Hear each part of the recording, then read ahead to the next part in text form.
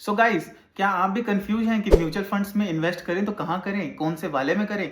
अगर आपको ये सब प्रॉब्लम्स हैं तो मैंने एक डिस्क्रिप्शन में लिंक दे रखा है अपनी लॉन्ग फॉर्मेट वीडियो का। आप उसमें जाके टाइप्स ऑफ म्यूचुअल फंड्स देख सकते हैं एंड समझ सकते हैं कि एसआईपी एंड लमसम कैसे काम करता है और कौन सा आपके लिए ज़्यादा बेनिफिशियल होगा।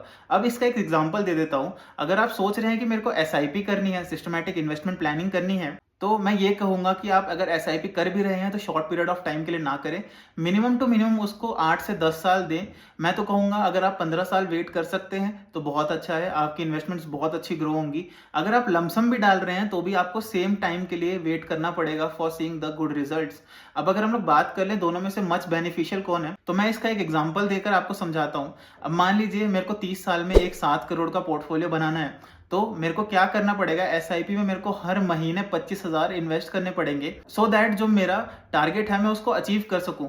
तो जो मेरा प्रिंसिपल अमाउंट बन रहा था जो कि 30 साल में मैं इन्वेस्ट करूंगा उस म्यूचुअल फंड में, वो बन रहा था नियर टू नियर 90 लैक्स का।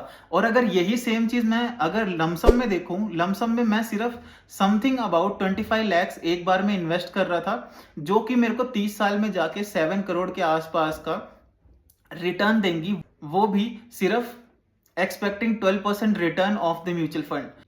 सो गाइस, दोनों के बीच में ये डिफरेंस है एसआईपी और लमसम में, कि लमसम में आप कम पैसा डालोगे और ज्यादा रिटर्न्स आपको ऑन द टाइम मिलेंगे। और सेम चीज अगर आप एसआईपी में कर रहे हो, एसआईपी में मोर आपको ज्यादा पैसा डालना पड़ेगा।